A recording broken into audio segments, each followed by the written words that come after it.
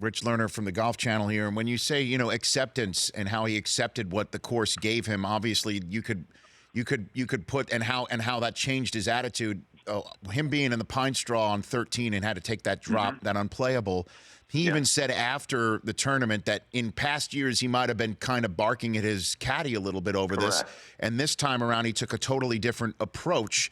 And we saw that he was able to get a par there, and then the whole tournament changed. You could say he kind of won it there in a way, and then maturity too, Rich. It comes obviously with age, it comes with experience, it also comes with relationships, and a lot is being has been put into the fact that his fiancée has changed him, and his fiancée is a colleague of yours from the Golf Channel, and Angela Akins. You must have some personal perspective reading into this.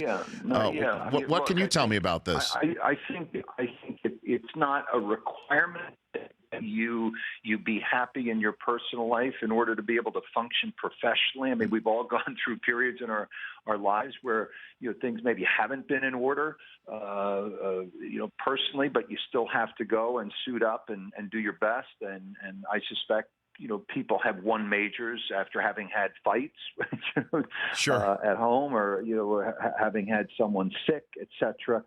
But I think we would all also acknowledge that when we're happy away from work, away from our chosen field, that we tend to perform better.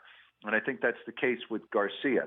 He at one point was involved in a relationship with Greg Norman's daughter, and as the story goes, they broke up. And it really affected Sergio Garcia. And I do think that is the unreported side of professional sports. As commentators and analysts, we're trained to look for reasons why somebody's struggling. He's 0 for his last 22 at bats, and we say, well, his technique, he's dropping his left foot out, when it very well could be that his child is sick. We just don't know. When you can't focus fully on the task at hand, you get run over in professional sports. So, I would say there's something to that. And Garcia, I don't think the public fully grasps, how close he is to his family. His dad, Victor's always out there. Mom, Consuelo, his sister. Sergio's a family guy, and he's actually away from the arena. Sergio's relaxed and spirited and kind of fun to be around. I think he's been burned by the press in his mind. He's been written about negatively for a long time, and so he's been guarded in his interviews, and I don't think he's shown really well.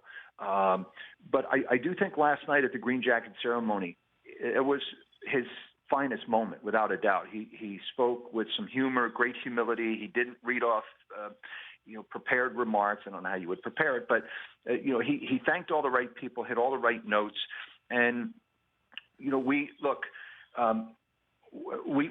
get to know our athletes over a 20-year period, certainly in golf, and you see their warts.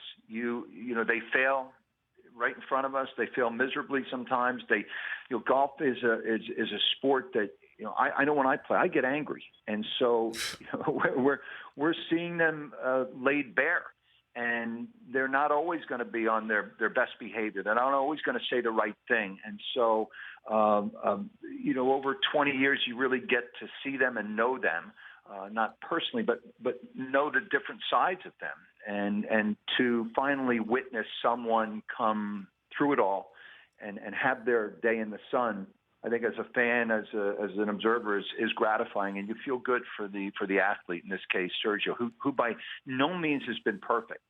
I mean, Sergio has worn his heart on his sleeve. He's put his foot in his mouth, but I acknowledge that he's human. We're all human, and I applaud him here, and I'm happy for him because he's put a lot into it and hit some great shots yesterday. The Rich Eisen Show, weekdays at noon Eastern on Audience.